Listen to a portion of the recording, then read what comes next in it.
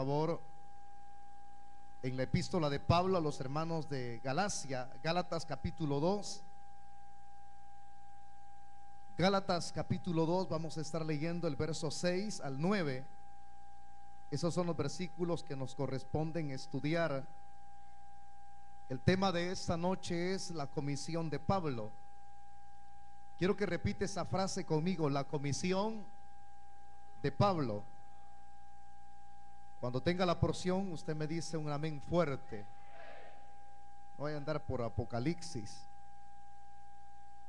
2, 6, 9. Capítulo 2, versos 6 al 9.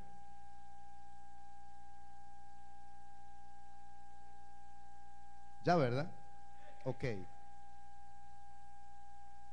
Pero de los que tenían reputación de ser algo, lo que hayan sido en otro tiempo, nada me importa. Dios no hace acepción de personas. A mí, pues los de reputación nada nuevo me comunicaron.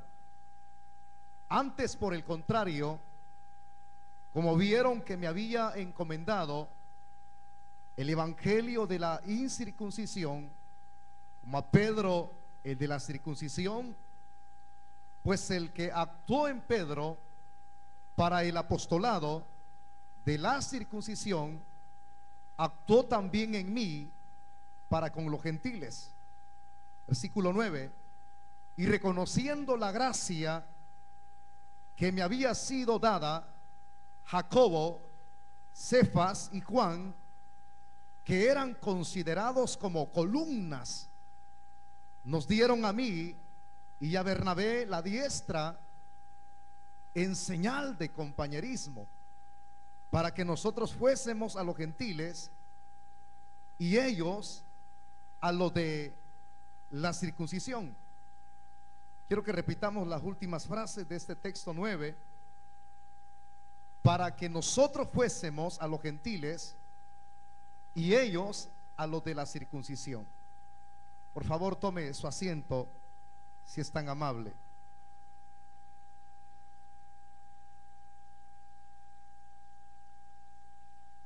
Ya hemos dado el tema el cual vamos a desarrollar en estos 45 minutos, la comisión de Pablo. En forma de introducción, cuando hablamos de la expresión comisión, todos los que estamos aquí ya estamos muy habituados y a la vez también familiarizados con ese tipo de expresión. Y lo digo de esa manera porque todos los que estamos acá conocemos que el Señor un día encomendó la misma tarea a sus discípulos. Él les dijo: id por todo el mundo y predicad el evangelio, y todo aquel que crea y sea bautizado, les dijo el Señor, será salvo. Entonces, a esas expresiones contenidas en los evangelios, es a lo que se le llama la gran comisión. El decir esa expresión, la gran comisión, es como delegar una responsabilidad o una tarea a cierto tipo de persona, la cual Dios ha apartado para poder fungir como un enviado o como un vocero para poder llevar el evangelio. No a cualquiera se le delega esa responsabilidad. A quienes Dios delega esta responsabilidad tienen que ser personas especiales. Y lo digo de esa manera sin tratar de que alguien lo entienda como una expresión despectiva, la cual yo estoy mencionando en esta noche, porque alguien pudiese como sentirse marginado o excluido y decir: entonces este pastor lo que está diciendo es que yo no soy especial. Bueno, todos aquellos que hemos sido comprados y lavados con la sangre de Cristo somos especiales. Si una persona todavía no le ha rendido su vida a Cristo, o se dice que tiene a Cristo en su corazón, pero anda viviendo como el común de las personas en el pecado, entonces esa persona no es especial, así como usted lo está escuchando. No es especial. Un especial es alguien que es consagrado para cumplir un propósito. Por eso es que de la multitud de especiales, de gente santa, consagrada, que eso es lo que significa santo, consagrado para Dios, de entre esa cantidad de multitud, Dios escoge personas y le regala ministerios. La misma Biblia dice que el Espíritu Santo reparte como Él quiere. No es que el hombre, ya estando en el Evangelio, siendo especial, no siendo común, es Él el que determina. Yo quisiera que usted se quitara de la mente el concepto que muchos tienen, muy sencillo,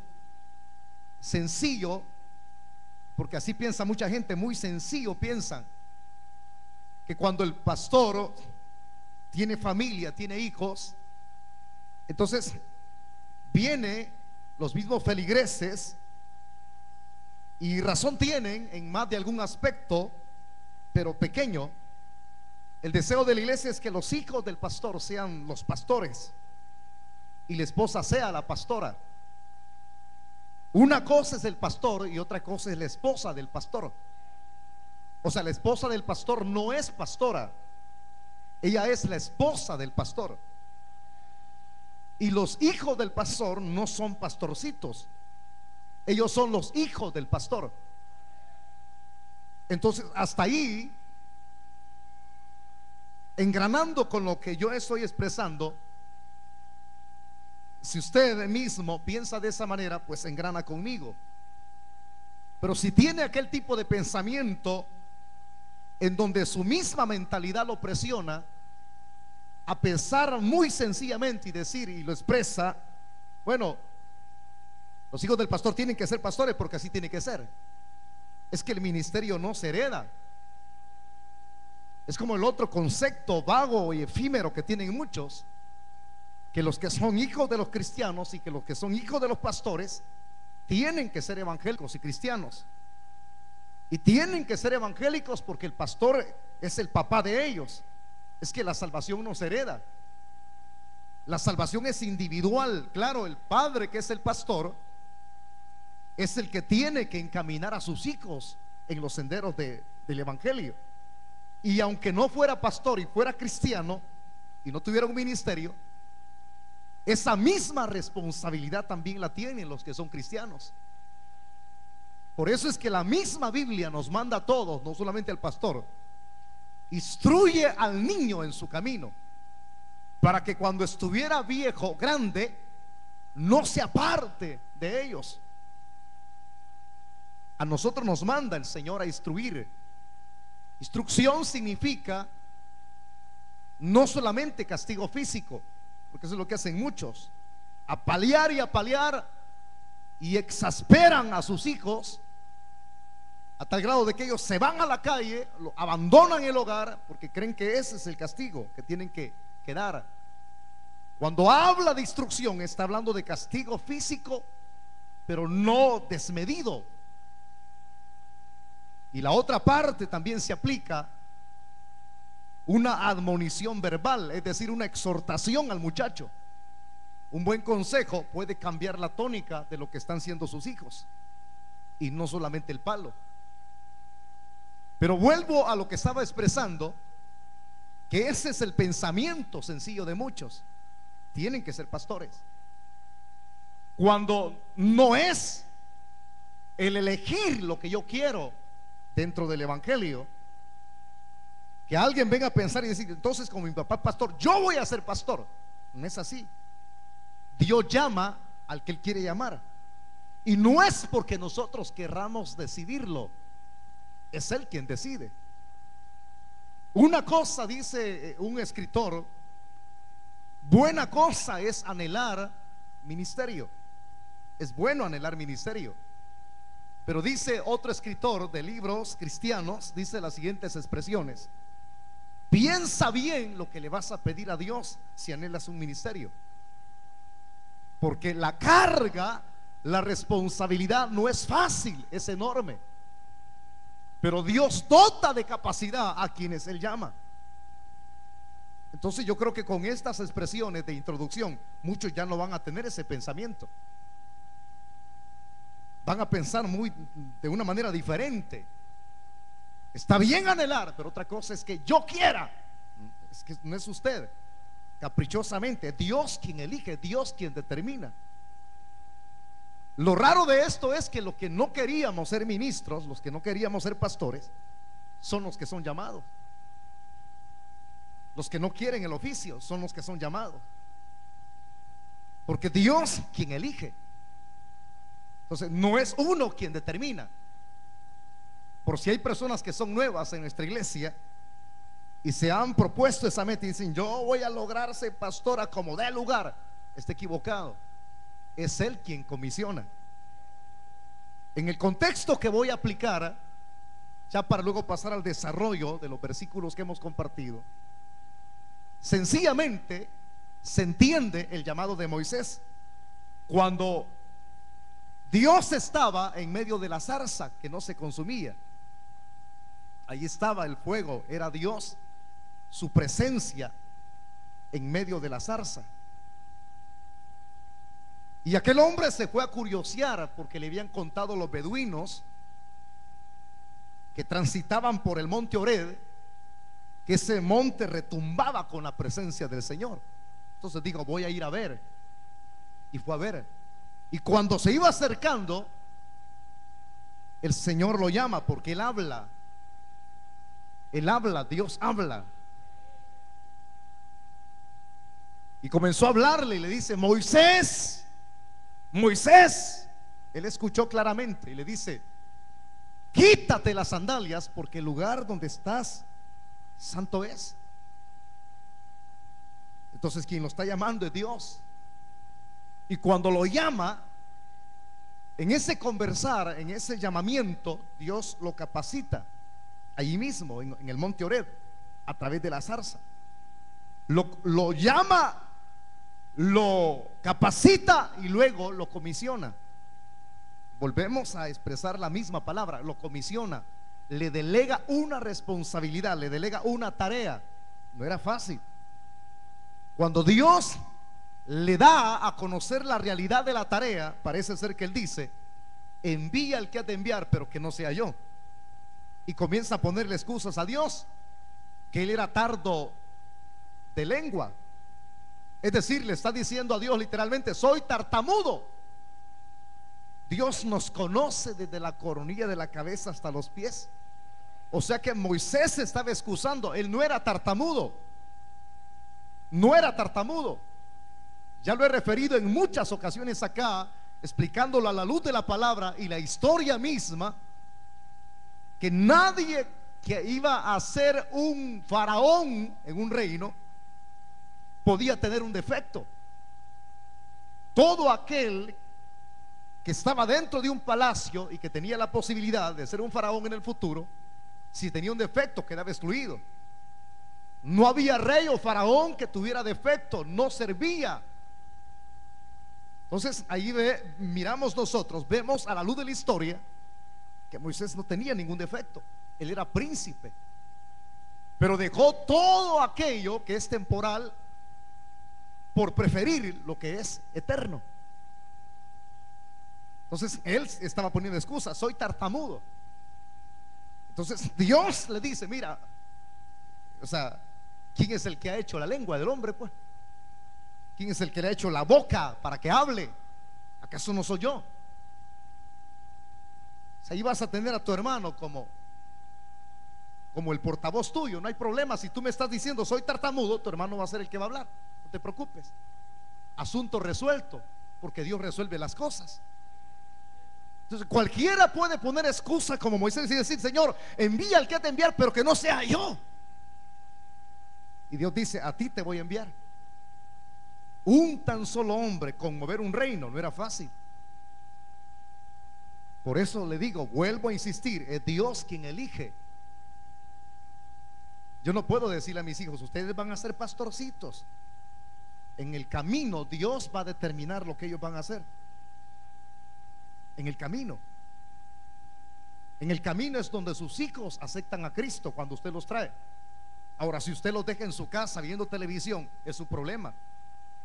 Nunca van a llegar a ser cristianos, van a ser criados en el evangelio. Una cosa es ser criados en el evangelio y otra cosa es ser cristiano. La palabra cristiano se aplica a aquel que es seguidor de Cristo, y la raíz está a todo aquel que nace de nuevo y que es justificado con la sangre que Él virtió en la cruz del Calvario. Entonces, por eso le digo, el deseo de todo padre es que nuestros hijos sean cristianos. Tráigalos a la iglesia, pues. En la casa no les va a llegar el plato servido, a no ser que escuchen la radio. Pero es aquí en el camino donde Dios los va a convertir. Él tiene el tiempo, no es a la fuerza. Convertite, cipote. No es a la fuerza, señores. Es el tiempo de Dios. Es en el tiempo de Él. Y lo mismo es el llamamiento. Ahora que he desarrollado este pequeño párrafo en forma de introducción, ahora vamos a pasar a desarrollar, a desglosar lo que es en sí el mensaje. ¿Quién al preguntar no creería que Pablo fue comisionado por Cristo? Si hay personas que dudan del llamado de Pablo, porque es de quien se está hablando aquí a través de estos versículos, ¿quién podría cuestionar el llamado de Pablo y decir, él no fue llamado? Hombre, si usted lee el capítulo 9 del libro de los Hechos, ahí se relata la conversión de Pablo. Ahí se relata. Y culmina cuando Dios le envía a Ananías, un discípulo, no un apóstol, un anciano, a orar por él. ¿Cuáles son las palabras de Cristo hacia Ananías? Ve, porque este instrumento escogido me es. Ahí no hay tal, hermano. O sea, una cosa es confirmarle a alguien, decirle, mira, tú vas a hacer un llamado a predicar la palabra de Dios, vas a ser llamado, vas a ser preparado, vas a ser comisionado. Y uno podría decirlo, yo soy pastor, yo soy evangelista, yo soy apóstol, yo soy profeta, yo soy maestro en Biblia. Uno puede decirlo. Pero también Dios confirma a través de otras personas lo que Él ha hecho en el hombre de Dios. Y lo hizo con Ananías. En el caminar de Pablo transcurrió el tiempo, hermano, y aparecieron personas los cuales cuestionaban su ministerio, su llamado. Ellos no vieron cuando Cristo botó a Pablo del caballo, aunque la Biblia no habla de caballo. Probablemente iba en caballo o iba en algún camello, porque esos eran los transportes que habían en esa época. Él iba rumbo hacia Damasco, pero que lo humilló, lo humilló. Esos son los mejores vasos que Dios usa. Dios no usa soberbios. Dios prepara el hierro cuando está pulido y humillado. Humillado lo llama. Si este montón de personas que cuestionaban el ministerio de Pablo hubiesen estado allí, hubiesen seguido caminando igual que los demás que le acompañaban sin oír nada, porque la experiencia de hablarle a Pablo fue única. A él le habló, él oyó la voz. Cristo le habló, él vio a Cristo. Increíble. Y desde estas dos experiencias del capítulo 9 a lo que Dios le habla a Ananías, confirmado el llamado. O sea que este hombre dejó de ser una persona rústica, es decir, alguien común y corriente, a ser alguien especial. Usted es especial, yo no menosprecio, por eso le dije, no estoy pasando por alto a nadie. Usted es especial. Pero qué especial sería si usted como hombre fuera llamado al ministerio. Yo con esto no estoy tratando de engrandecerme ni ensancharme en la carne, sino que mientras más especial sea alguien, más humilde tiene que ser. Pero ¿cuál es el típico del predicador hoy en día? Lo típico, que el que es más especial se cree más grande. Y es donde el hombre acumula soberbia. Él sabe que es especial. Alguien decía, yo estaba viendo una predicación en Google, lo busqué en Google y me pasó, luego dice, voy a buscar ahí, puse el nombre y me fui a YouTube. Entonces cuando veo la prédica decía, este hombre muy reconocido, no digo su nombre por ética. Entonces, pero él decía, nosotros los que hemos sido llamados por Dios somos tan especiales que casi nos asimilamos a Dios. No le vaya a pasar como los Beatles, que ya por los años 70 en una conferencia de prensa fue uno de ellos el que se atrevió a decir, nosotros hoy que estamos en nuestro apogeo somos más populares que Jesucristo. Y lo tremendo es que él nunca pensó que eso le iba a repercutir, porque Dios es Dios y nosotros somos creación. Desafió a Dios con esas expresiones. Busque la biografía de los Beatles. Busque, es bueno tener información, búsquela. John Lennon fue el que dijo eso.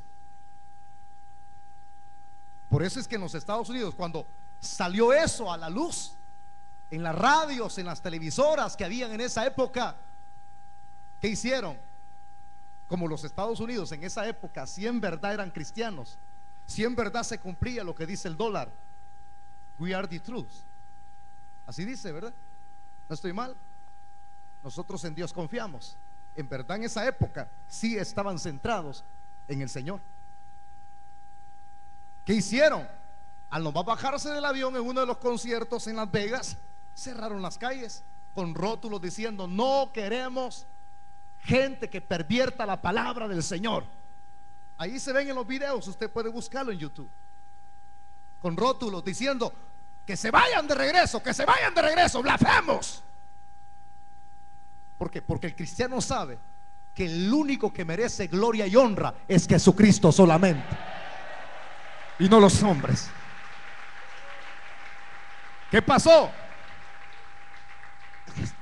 Sigo la historia con ellos y después abarco lo que es la Biblia.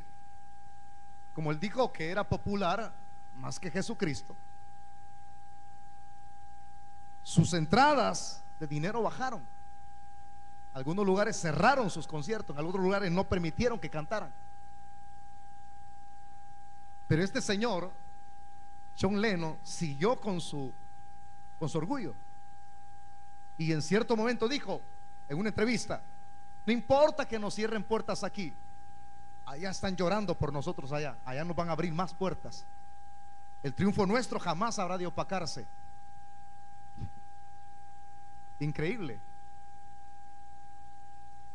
Y ya cuando se separa del grupo, que era el compositor de este grupo muy reconocido, que hasta las señoritas sentaban en trance, hermano, cuando oían este grupo, caían desmayadas. ¿Qué tipo de espíritu operaba en ellos? Es similar al que opera en el G12 hoy. Entran en trance, en frenesí. La señorita, hermano, que entran aquí, ¡ah, hermano, vuelva! Me saco el cincho y le pego 2 hinchazos. Porque aquí no le damos la gloria al pastor ni al hombre. Aquí la gloria se la merece Él. Solamente Él. Estaba un tipo, la historia, con una arma. Estaba esperando al más popular que Dios. Y esa no es la única frase que utilizaron los Beatles, hermano. Él mismo se atrevió a decir que mientras ellos estuviesen cantando, el evangelio de Jesucristo, la religión, iba a bajar. Y él desafió, estoy seguro, dijo, que el cristianismo va a desaparecer y los Beatles van a quedar, cuando la misma Biblia dice que las cosas de este mundo pasan. El mundo pasa y sus deseos, pero lo único que permanece es lo de Dios. Único. Ese sería un ejemplo. Este muchacho sacó el arma, lo asesinó. Al semidios lo asesinó porque creía a Dios. Increíble. Aquí viene el otro ejemplo. ¿Qué dirían del Titanic cuando lo inauguraron? ¿Cuáles fueron las expresiones que dijo el capitán del barco? o el dueño del barco, dijo que ese barco, que era tan inmenso que ni Dios podía hundirlo. Dios se ríe de lo que los hombres dicen en esta tierra. Y Dios oye cada palabra porque Él está en todo lugar. ¿Y qué pasó? Permanece el Titanic hasta el día de hoy. La historia sí. La historia sí. Increíblemente se hundió. Porque el único que no se hunde jamás es Él. ¿Me entiende? O sea, quiero decirle esto: los seres humanos vivimos en crisis. Cristo mismo lo dijo, esto no es ninguna mentira, hermano. El G12 dice: no, hombre, la prosperidad del evangelio. Cuando Cristo dijo: en el mundo tendréis aflicción. Mientras estemos aquí vamos a tener crisis, aflicciones. Pero lo lindo de ser especiales por la misericordia de Dios es que confiamos en alguien que nunca sufre de crisis. Nunca, nunca. Por eso es que el que confía en Dios no será avergonzado. ¿Por qué? Porque Él no sufre de crisis. En primer lugar, Dios no se deteriora, Dios no envejece, a Dios no se le aguada el cuerpo, porque no tiene cuerpo, porque es espíritu. Él jamás sufre de deterioro de la vista. Igual que nosotros, ya cuando llegamos a los 40 y vamos a hacernos un examen. A mí, cuando yo iba a aprendí a manejar, quería manejar y quería la licencia. Ya la quiero porque ya puedo manejar. No, hombre, y en cada vez que yo iba: no, usted tiene un problema en la retina, usted está bien mal. Y fui aquí a un lugar, pagué aquí, pagué allá, quería comprar la licencia y ya podía manejar. Entonces, y mi esposa me dice: mira, no seas caprichoso, hombre, me dijo. Entendé que tenés que comprar los lentes, hombre, si ya no estás hipote. Y la llevé a ella y fuimos. Y ella vio y quizás se sintió avergonzada. Cuando el Señor que me hizo el examen le dije: su esposo tiene la vista de un anciano de 60 años. Tragué duro, hermano. De 60 años. Tuve que colocarme los lentes porque es grave el problema en uno de mis ojos. Es fácil, yo me recosí mi ojo izquierdo horneando francés, como ese es mi oficio, ¿eh? Ese era mi oficio antes. Hoy ya no, hoy les parto pan a ustedes, lo parto. Antes lo sacaba del horno. Entonces cada vez que yo sacaba el pan del horno para dormir un poco, me echaba Vic en los ojos. Ya sabe que es Vic, ¿verdad? Échese un poquito aquí en la frente, bien fresquito se siente. Pues yo me echaba todos los días una cajita diaria. Y eso me afectó la vista. No paga las consecuencias después, le pasan la factura. Ese es el grande problema cuando uno tiende a ser descuidado joven.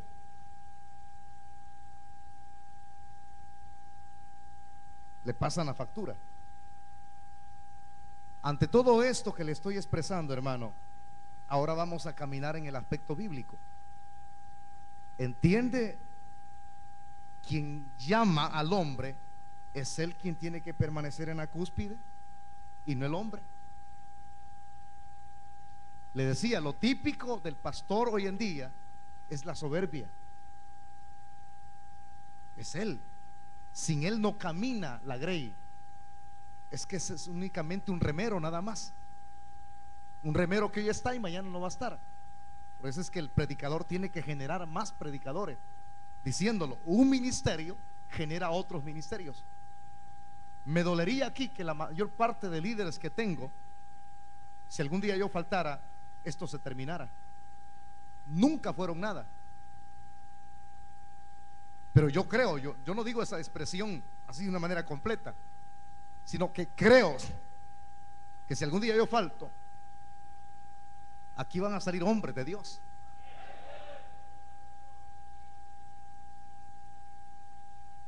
A saber, ¿verdad? Que van a tomar mi lugar y lo van a desenvolverse tal como yo lo he hecho siempre, o mejor que mí.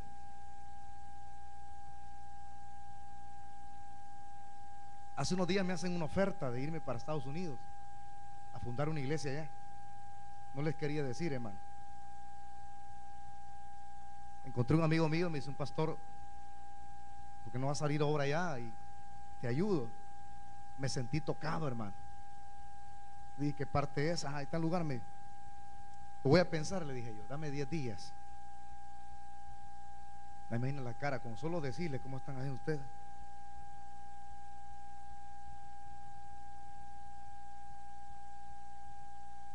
Pero si él me llama, yo voy a irme y lo voy a hacer. Y donde quiera que Dios me llame, yo estoy dispuesto a dejar realizado lo que ya hice aquí e irme. No va a comenzar a llorar. No, es que así es el llamado por Dios, hermano. Pero cuando el hombre se ensancha y dice: no, sin mí ustedes no pueden hacer nada. No, sin Dios no podemos hacer nada. Sin Él no podemos vivir. Cristo dijo estas palabras: el que quiera ser mayor entre vosotros tiene que ser servidor de los demás. Sencillamente, no podemos volvernos más especiales de lo que ya somos. Tóquese así. Este barro, diga, es especial por la gracia de Dios. ¿Escuchó la expresión que usted mismo se dijo? Usted es barro y estamos en las manos del alfarero. Y si somos especiales es porque estamos en su misericordia, estamos en su gracia. Ahora, con esto usted va a entender todos los versículos. Cuando Pablo escribía a los hermanos de Galacia, en el versículo número 6, primero quería referirse a los apóstoles, porque había surgido una situación por ahí algo tensa, ya va a ver usted. Lo que relata el versículo 6 dice: pero de los que tenían reputación de ser algo, lo que hayan sido en otro tiempo, nada me importa.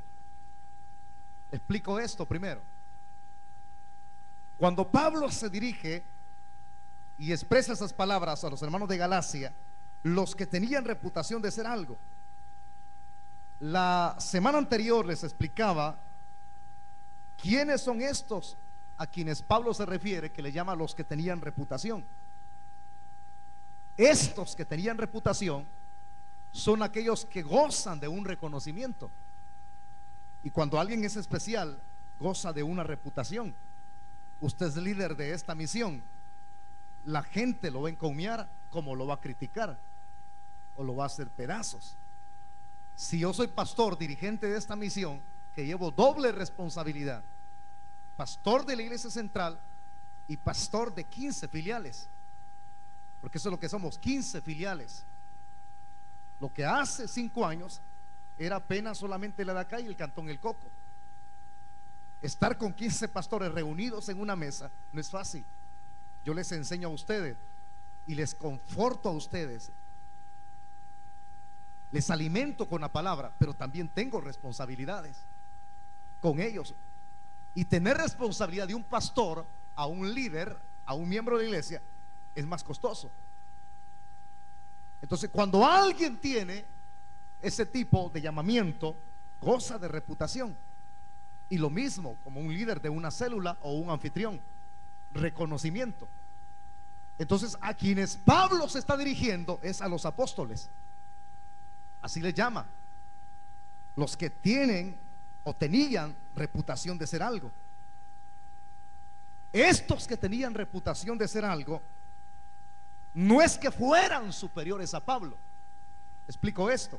¿Por qué? Porque de quienes él está hablando son los 12 discípulos del Cordero, de los que están en Jerusalén comandando la iglesia madre en Jerusalén. Una buena administración de la iglesia de Jerusalén, eso mismo iba a servir para que el evangelio se expandiera. Cuando no hay una buena administración, el evangelio no se expande, sino que se limita y no camina. cuando Dios no nos ha llamado a eso, sino a ir por todo el mundo y predicar el evangelio. Lea Hechos capítulo 1, se da cuenta las palabras de Cristo a los discípulos: y me seréis testigos. Escúcheme, no solamente en el lugar geográfico o nacional donde nosotros nacimos, sino que le digo: me seréis testigos en Jerusalén, Judea, Samaria y hasta lo último de la tierra. Es cuando hay una buena administración. Los discípulos estaban encargados de la iglesia madre, los que gozaban de reputación. Pero estos que tenían reconocimiento, no es que Pablo utilice una expresión despectiva, porque ahí va a mencionar una expresión que nosotros muy comúnmente la mencionamos aquí. Cuando alguien, por ejemplo, llega a donde usted está y está metiendo sus narices, y usted le dice: andate. ¿Y qué están haciendo? Pues, ¿usted qué le dice a esa persona? ¿A vos qué te va? Sí, porque muchos llegan a meter las narices, ahí están vigiando, hermano, y a saber qué le está diciendo. ¿A usted qué le importa? Vaya a sentarse. Entonces, no es que sea una expresión despectiva, sino que es una expresión de que te importa. O sea, que están metiendo tus narices aquí, pues no tienes que estar haciendo nada. Usted sabe que un diálogo es entre dos personas y no tiene que meterse a alguien, hermano. Si hay una conversación entre esas dos personas, no tiene que estar metiendo las narices. Hace poco un niño, yo estaba en una consejería allá en la oficina, y un niño cada rato abría la cortina: hola, hola. Y como los demás niños ven e imitan lo que los niños hacen, se pegaron 5 niños más, y todos en conjunto: hola, hermano Wilber. Y no me dejaban hablar. Entonces se me subió, hermano, la adrenalina. Solo una seña les hice, ¡pum!, salieron zumbados. Y yo todo ello volvió a abrir la cortina. Me hizo: este me lo sueno, dije yo cuando salga. Ya no lo vi allí. Así son niños. No crea que yo estoy diciendo en serio esto, que me lo iba a sonar así pote o la escondida. Entonces, son niños. Pero ¿qué de los adultos? Hay adultos que son peores que los niños. Y ahí van acercándose. Están platicando dos jóvenes y va acercándose el diácono: ¿qué tin? ¿Me escuchó, hermano? ¿Qué le importa a usted? ¿Qué está haciendo allí, hombre? Vaya a sentarse. Es que estoy oyendo para saber cómo andan las cosas. ¿Qué le interesa, hombre? Métase en su vida, en su esposa, en sus hijos, mejor, ve. Es que para hacer la bulla, ¿qué le interesa? Yo creo que con este mensaje muchos se van a sentir llenos hoy, hermano. Ah, sí. Gloria a Dios, hermano. Amén, va pues. Que tiene que ser. Pero no es una expresión despectiva, sino que el apóstol San Pablo quiere enfatizar en esto, porque aquellos que gozaban de reconocimiento en Jerusalén, hermano, nunca, escúcheme, nunca influenciaron en su ministerio. Nunca. O sea, Pablo nunca tuvo la ayuda de ellos para ser quien era él. Por eso es que cada trato de Dios es individual. Si muchos de ustedes han progresado espiritualmente, nada que ver, yo no he influenciado en usted, es Dios bendiciéndolo a usted. ¿Escuchó lo que le dije? Aquellos eran los apóstoles del Cordero. Pablo era Pablo. Pero ¿por qué él está mencionando en primera instancia a los apóstoles? Porque los mismos judaizantes andaban diciendo de que Pablo no gozaba del mismo auge que los discípulos del Cordero. Es decir, que no tenía la misma reputación. Significa que si no tenía la misma reputación, no era apóstol. ¿Entendido? No era apóstol. Una cosa es lo que diga la gente, pero otra cosa es lo que Dios diga de usted. Una cosa es que alguien tienda a compararlo con otro. Un día alguien hizo una encuesta aquí en Santa Ana y me llamó y me dice: estoy haciendo una encuesta, me dice, ¿quiénes son los mejores pastores de Occidente? Me dijo. Wow, le dije yo. ¿Y por qué me llama a mí? Porque usted está entre los que yo he apuntado, me dijo. ¿Y cuál es mi número? El último, me dijo. Ah, vaya, dije yo, qué bueno, pero al menos me puso ahí. Y me dijo: he clasificado los más enojados, los más chistosos, es decir, payasos, y los que son más pícaros, me dijo. ¿En qué categoría estoy yo? Le dije yo. En los más bravos, me dijo. Amén, le dije yo. Y los pícaros, ¿me puede dar los nombres? Ketin, me dijo. Vale, que lo clasifiquen hacia uno. Pero hay gente que lo compara.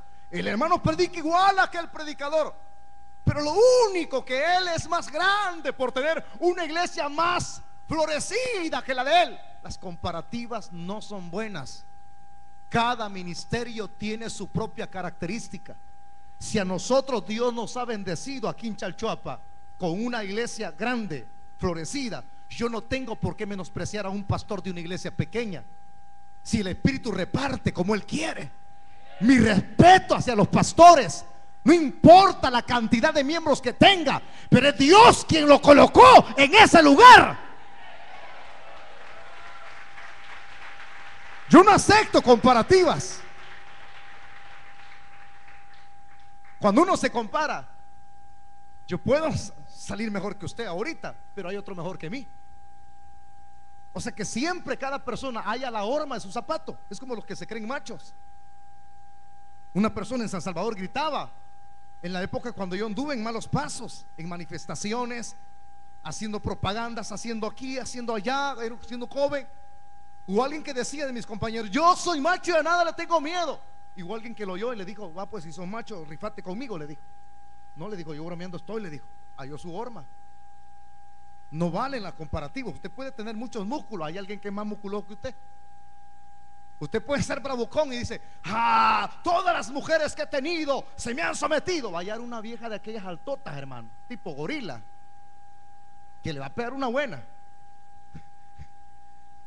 Perdón por la expresión que dije, ¿eh? Una señorona de aquellas grandotas, de esas que dicen: ¿cómo te llamas? Hormiga. Porque siempre haya alguien que es más que usted. Usted se cree inteligente, hay otro que es superior a usted. Por eso es que no es bueno compararse a nadie. Que yo soy mejor que este líder, ya gané 15 almas. Usted ha ganado almas porque es Dios y la gracia en usted, no porque usted sea mejor que el otro. Alábele que Él vive. Entonces no es bueno compararse a nadie. No es bueno. Que mira que el niño del vecino, el papá hace esto con él, dice el niño. El papá tiene que enseñarle: hijo, no se compare ellos, nosotros somos diferentes. Nosotros somos nosotros, ellos son ellos. ¿Entendido? De ahí viene esta expresión. Pablo no es apóstol, él no goza de reputación, pero ellos sí son reconocidos. Pero viene Pablo, añade a la siguiente frase del verso 6. Siga leyendo, por favor, hermano, no cierre su Biblia. Y dice: pero de los que tenían reputación de ser algo, lo que hayan sido en otro tiempo, nada me importa. O sea, lo que hayan sido en otro tiempo, si tienen reputación, gozan de reconocimiento. En otro tiempo, Pablo está hablando del pasado. Es decir, cuando ellos fueron seguidores de Cristo. Requisito número 1 para que alguien sea apóstol de Jesucristo: tenía que haber sido seguidor del Cordero, haberle visto. Entonces Pablo dice: no me incomoda eso, no me importa si eso quedó en el pasado, lo que fueron ellos en el pasado, a mí no me inquieta eso. Porque algunos cuestionaban a Pablo: tú no fuiste, no vistes al Señor, no anduviste con Él. ¿Qué me interesa eso? Eso no me eleva más ni me hace menos. Que aunque Pablo, cuando escribe, él se cree uno de los más abortivos, el más pequeño. Cuando habla de Cristo, acerca de Cristo, del perdón de los pecados, de su misericordia, Pablo habla que él fue uno de los pecadores por los cuales Cristo vino a morir. O sea que él nunca se elevaba a las alturas, nunca fue una persona que se le elevó los humos. Pablo siempre era humilde. A mí no me incomoda lo que anden diciendo. Por eso es que usted que no le inquiete lo que anden hablando mal de usted, hermano. Que hay gente que se inquieta, ya va a ver esa persona lo que anda hablando en mal de mí. No, hombre, si usted corresponde, está demostrando quién es usted. Pero usted dice, déjenlo, hombre, las palabras del viento se las llevan. Ese no es nada. Que digan lo que digan, pero con tal de que Dios me apruebe, es una cosa diferente. Entonces Pablo decía esas palabras: lo que haya sido en otro tiempo, nada me importa. Y por eso es que él dice, ya sea que ellos son apóstoles o yo soy el más abortivo, el último, pero no es eso el que hayan dado con Cristo, porque es Dios quien llama. No es eso lo que eleva a una persona y decir, yo tengo ministerio. No, es Él quien llama, ¿no? El mismo que llamó a Pedro, a Juan, a Jacob, a Tomás, es el mismo que me llamó a mí. Ni que me interesa, pues. Por eso es que aquí viene la reflexión. Por favor, terminemos el verso 6, que dice de la manera siguiente. ¿Lo tiene? Nada me importa. Dios no hace acepción de personas. El que tenga oídos para ir que escuche. ¿Qué está diciendo Pablo? Es como una respuesta o contestación a la crítica. Dios no hace acepción de personas. Lo que andan diciendo de los discípulos, que yo soy menos, que no soy nada porque no anduve con Cristo, a mí no me interesa eso, lo que ellos fueron en el pasado. Pero una cosa digo, dice Pablo: Dios no hace acepción de personas. ¿Qué? Alguien podría atribuirse, yo vi a Cristo, le palpé, podría decir Tomás, caí de rodillas, y solamente por eso fuiste llamado a ser un ministro, a ser un apóstol. No, dice Pablo. Te voy a decir una cosa: Dios no hace acepción de personas. A mí también me llamó, y yo no anduve con Él. No anduve con Él en el pasado, pero Él me llamó. O sea, cuando se trata de que Dios comisione o llame primeramente a una persona y lo prepara y lo comisiona, Dios no te pide requerimientos. Mira, fuiste guardia, fuiste monaguillo del cura. ¿Ah? Qué bonito que están con una ¿cómo le llaman? Una campanita ahí, monaguillo. O fuiste creado en el evangelio. Una cosa te digo: cuando Dios te llama, no hace acepción de personas. Dios puede llamar a su ministerio a quien sea, pero si es Él quien te llama, olvídate, marcas una diferencia. Entonces Pablo no se sentía menos, que se iba a poner a llorar. Ay, mira lo que me dijeron allá. No, Pablo decía, Dios no hace acepción de personas. A mí me llamó también, hombre. Yo leí un libro de psicología que decía las siguientes palabras. Decía, nunca tu autoestima tiene que estar por el suelo, ni tampoco tiene que estar por las nubes. Es decir, nunca te creas inferior, pero nunca te creas superior. Es decir, que nuestra posición como seres humanos tiene que ser intermedia, ni más ni menos. Ahí quedes donde está. Pero ¿cómo? Si nunca usted va a ponerse a llorar, ay, miren qué negrito soy. Dele gracias a Dios. ¿Y por qué Dios me hizo tan chiquito? Dios sabe por qué. ¿Y por qué Dios me dio estas orejas? Pues sí, para que oyera mejor. ¿Y por qué esta boca? Para comerte mejor. Que hay personas que andan tan dañadas que por todo le reclaman a Dios cuando se ven en el espejo. Ay, las canas, se me está cayendo el pelo, ay, tan feo que me estoy haciendo. El espejo no habla, mano. Hable con Dios de rodillas mejor. Dele gracias por todo, hombre. Si hay arrugas, dele gracias, dígale, Señor, gracias, porque ya estoy más para allá que para acá. Y lo mismo es cuando alguien tiene una posición eclesiástica en una congregación. Nunca diga, ¿y por qué no soy como el hermano Wilber? No, hermano, Si todos los miembros del cuerpo de Cristo tienen funciones diferentes. Mire, hermano, aquí hay cabezas, aquí hay pies, hay manos. O sea, todo lo que hay en nuestro cuerpo es útil. Yo no le puedo decir a estos 5 dedos, no me sirve para nada, si yo los necesito. O sea, que hay quienes son dedos aquí, y yo necesito esos dedos. Pero aquí viene lo peor del cuerpo. Hay quienes son lengua, hermano. Pero necesitamos la lengua. Nunca diga, yo quisiera ser cabeza. Le voy a decir esto: confórmese con lo que Dios le ha dado y siéntase bien. Cuando uno se siente bien donde Dios lo tiene, uno es feliz. Uno es feliz, hermano. Yo nunca voy a querer que Dios me dé una iglesia de 300,000 miembros, si sé hasta dónde Él puede darme, con que no aguanto con esto.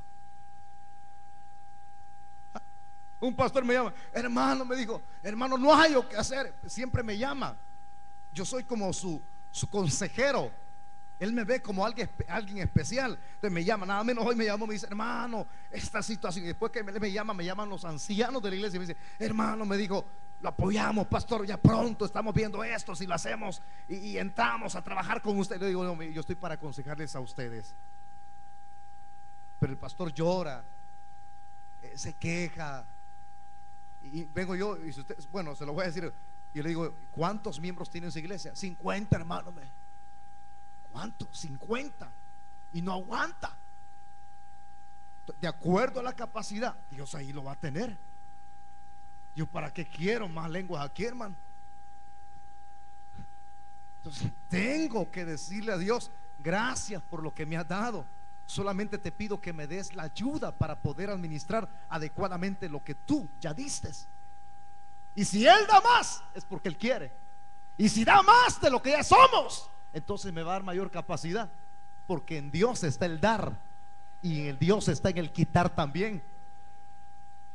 Por eso le digo, Pablo nunca se sintió ahí con su autoestima en el suelo. No, él decía, Dios no hace excepción de personas. Así llamó a aquellos como me llamó a mí también.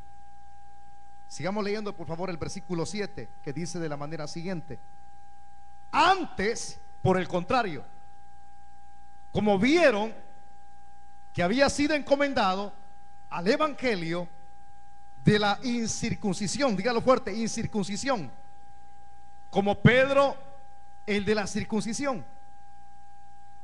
En el verso 7 sencillamente explica, enlazando con lo último del verso 6, Dios no hace excepción de personas. Antes, dice Pablo, ellos reconocieron, se lo voy a parafrasear literalmente, cuando fui a Jerusalén, en la visita que hice con Tito y el otro colaborador que fueron con él, allí en el concilio de Jerusalén, ellos reconocieron que a pesar de que yo no fui seguidor o apóstol del Cordero cuando Él anduvo en el aspecto humanizado, el verbo se hizo carne, eso no me hizo rebajarme. Se los estoy hablando literalmente, la interpretación del texto. Sino por el contrario, en lugar de verme menospreciable y de excluirme, ellos reconocieron, dice Pablo, que a mí Dios me dio un llamamiento y una comisión. ¿Cuál es ese llamamiento y esa comisión? A ser predicador a lo de la incircuncisión. ¿Qué significa eso? La palabra incircuncisión significa los que no tienen la señal del pacto. Los israelitas, ya les he dicho en otras ocasiones, ellos, los hebreos, tienen la señal del pacto. La tienen, la llevan, hablándolo físicamente. Los que éramos incircuncisos, gentiles, no la llevamos donde los israelitas la llevan al 8º día. Usted y yo, la circuncisión la llevamos en el corazón. ¿Cuántos alaban al Señor? Es aquí donde opera el Espíritu Santo, hermano. Pero no lo desecharon a Pablo, sino que reconocieron que Dios a él también le había dado el ministerio de apostolado. A los incircuncisos, a los paganos, significa que ellos reconocieron que Pablo tenía algo especial. Y como él lo dice, Así como reconocían en Pedro que fue enviado a los circuncisos, es decir, a los que tenían la señal del pacto. El ministerio de Pedro era a los judíos y el ministerio de Pablo a los gentiles. Ellos lo reconocieron. Entonces, eso reconfortaba a Pablo. Y no importando lo que hablaran los judaizantes, hermano, que Pablo no es nada, que Pablo no es aquí. Es que son los frutos los que dicen todo. Aquí pudieran hablar mucho de ustedes y de su servidor, decir, ese no tiene ministerio, y no el sello del apostolado son ustedes, pues. Y no el fruto de este ministerio son ustedes, pues. ¿En qué posición quedaría yo con lo que dicen allá afuera? Y me pongo a llorar en la casa, ahí andan diciendo que yo no soy nada, ay, mejor renuncio. No, hombre, cada vez que yo veo almas convertidas aquí, Dios me evidencia a qué fui llamado yo. Alábele que Él vive. Esa es la garantía. Ahora, si no hay resultado, es porque no he sido llamado. Porque tienen que haber resultados en un ministerio. Si no hay resultados, eso está grave, hermano. Mejor me dedico a otra cosa, voy a vender verduras al mercado. Uno tiene que analizarse. Entonces Pablo, esto al subir al concilio de Jerusalén, ahí se reconoció quién era él. Que Pablo no era un común, él era un apóstol de Jesucristo. Pasemos al verso 8, por favor, rápidamente, porque el tiempo nos avanza. Quiero explicarles todo. Pues el que actuó en Pedro para el apostolado de la circuncisión, actuó también en mí para con los gentiles. Me gusta esto, hermano.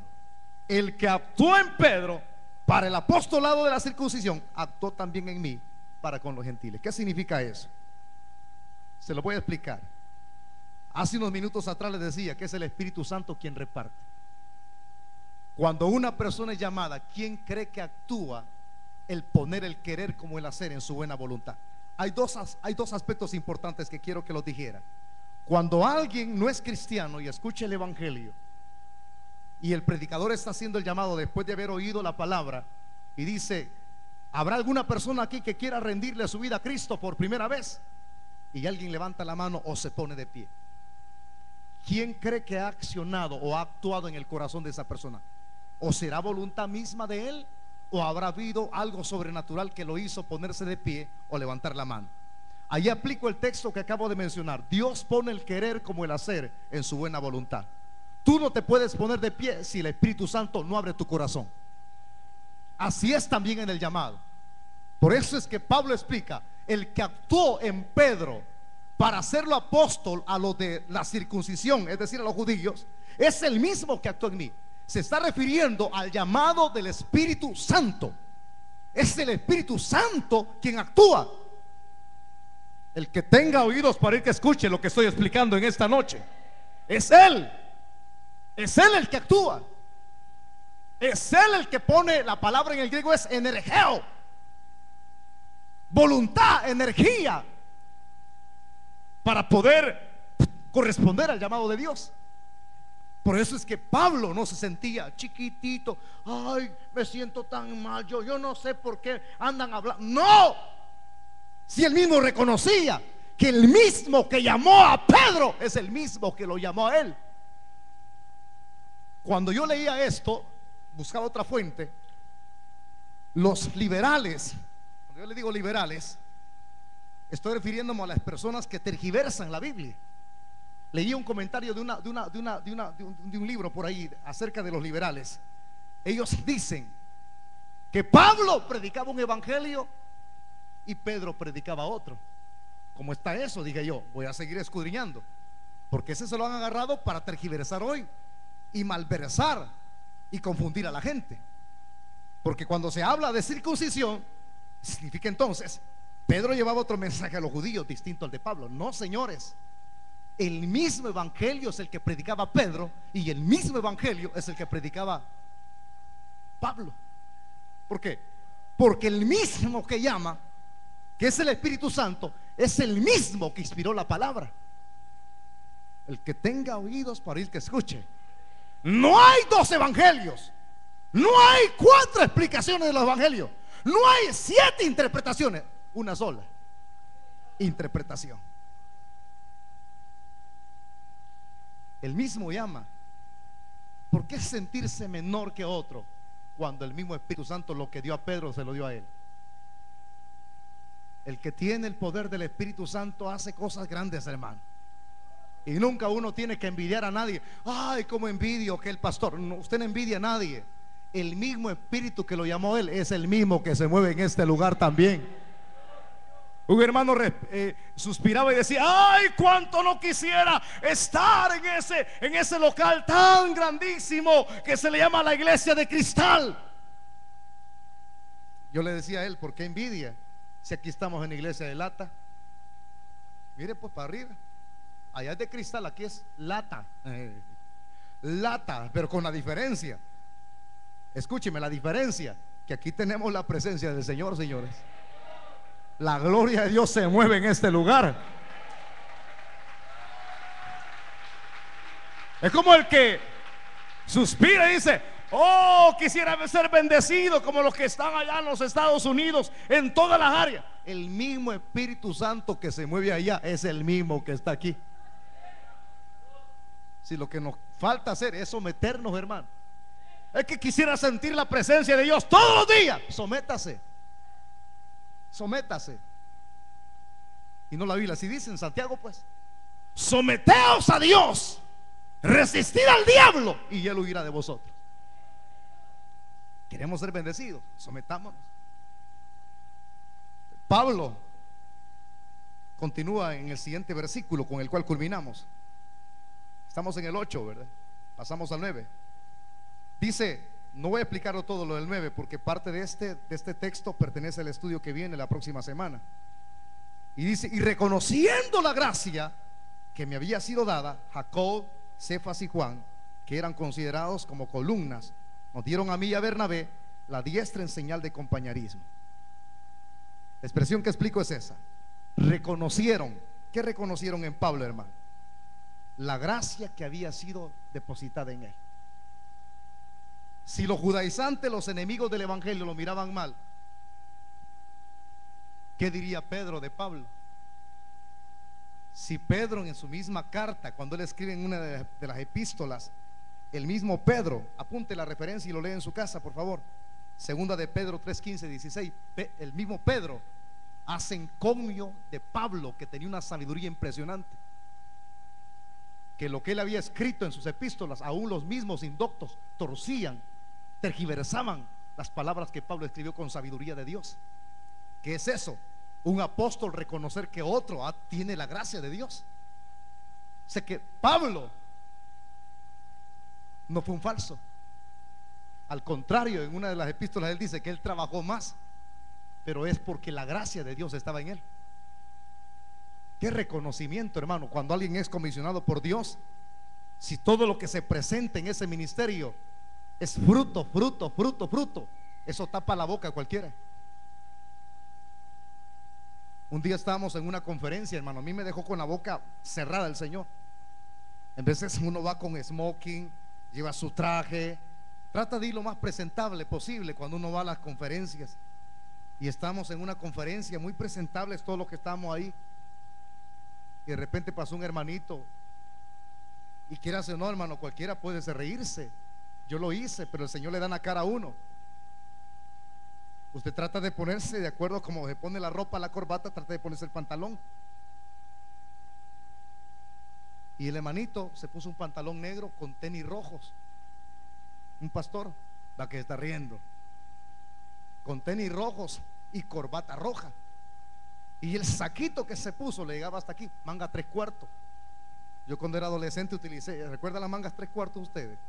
¿Recuerdan las camisas mangas 3/4? Decía Nike acá, pues yo usaba mucho de esas camisas hasta acá. Y el saquito era mangas 3/4 hasta aquí. Y la corbata le llegaba hasta la rodilla. Cualquiera al verlo dijo: ahí viene Chirajito. Nosotros no dijimos eso, solamente yo lo dije. Entonces lo pasé por alto. Y cuando él pasa, hermano, y toma el micrófono, porque a él le cedieron que fuera el maestro de ceremonia en esa conferencia, y cuando toma el micrófono y comienza a hablar ese hombre, podía hablar más que todos los que estamos ahí. Yo dije, este hombre quizás ha pasado así para ridiculizarnos a nosotros. Cada expresión que decía, ungida con el poder del Espíritu Santo. Increíble, hermano. Cuando él únicamente estaba siendo maestro de ceremonia para presentar a los músicos, a los cantantes y luego al predicador. Cuando terminó de presentar y pasa el predicador, yo quería que el predicador no estuviera y él sí. Porque así, de primero así estábamos todos, ¿ve? Y después con la boca cerrada, y después con la mano en la barbilla. Qué bárbaro ese hombre, qué poder el que tiene en cada palabra, qué persuasión la que le ha dado el Espíritu Santo. El predicador pasó a predicar y no hubo nada porque era una conferencia, habían amigos, pero hizo llamado. Y cuando vuelve a tomar el micrófono, él es el llamado y dice: yo creo que aquí hay 15 personas, el Señor me está revelando, tenía dones de revelación y no, la mayor parte pastores nada, man. Aquí están esas 15 personas. Dije, aquí hay una mujer que se llama Gloria, aquí hay una mujer que se llama Patty, aquí hay una mujer que se llama así, así, así, pum, pum, todos los nombres. Los 15 pasaron. Y todavía yo así, ¿ve?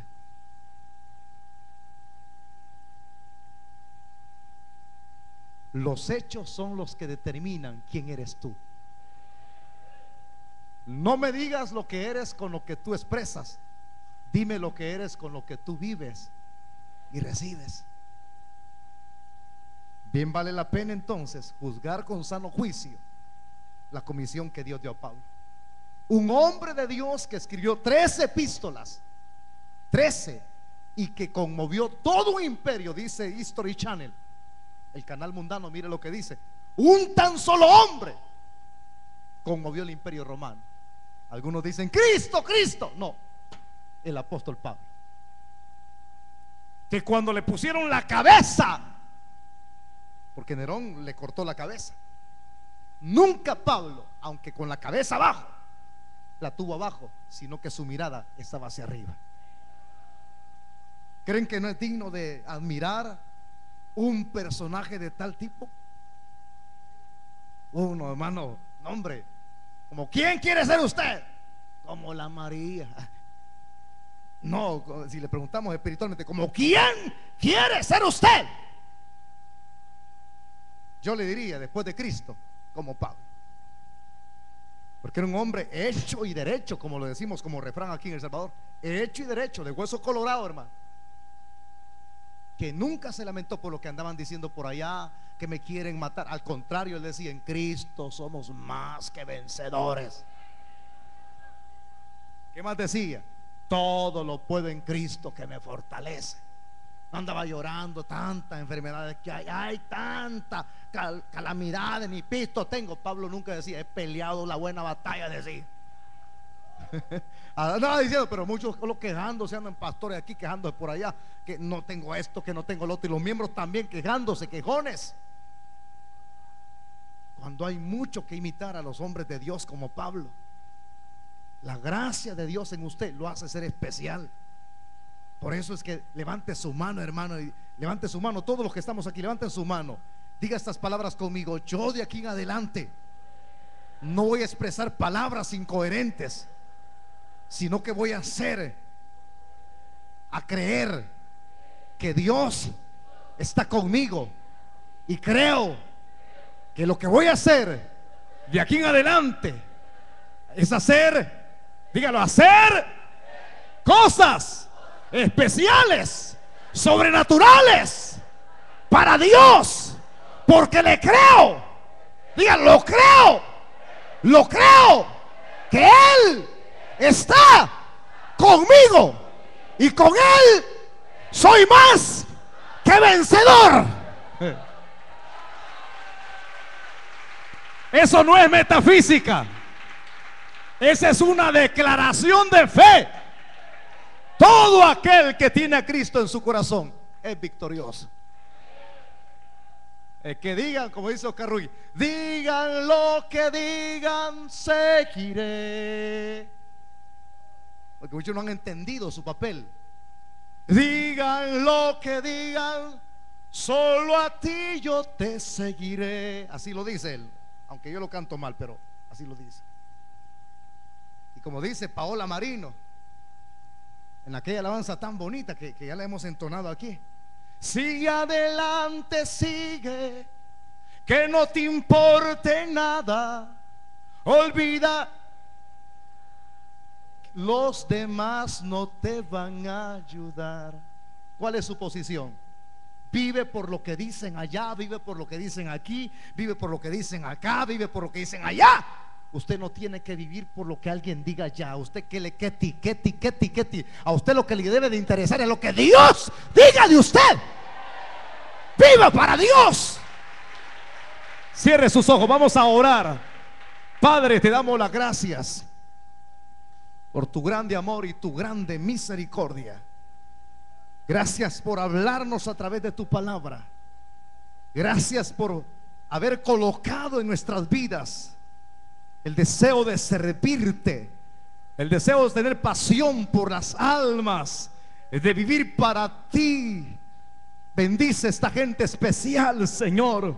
Bendice los que tú has hecho de ellos especiales, templo y morada del Espíritu Santo, justificados por la fe.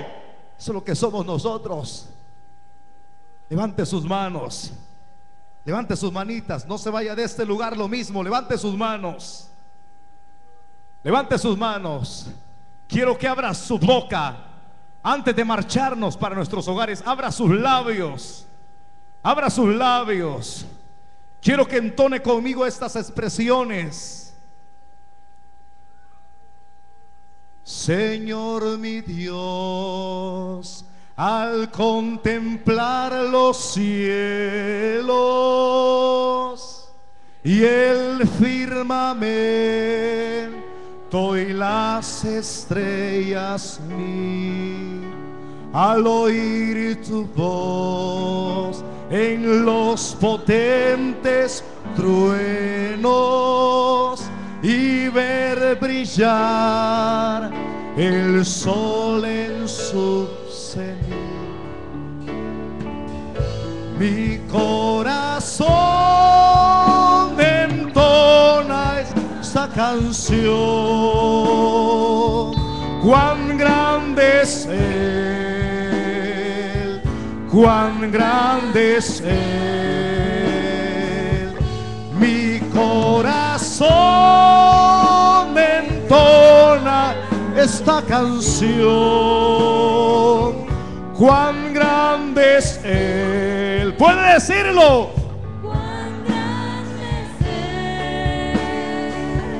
Él. Mi corazón entona. Dígalo, levante sus manos. Cuán grande es Él, cuán grande es Él.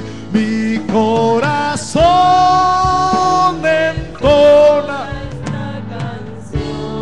Cuán grande es Él, cuán grande es Él, cuán grande es Él.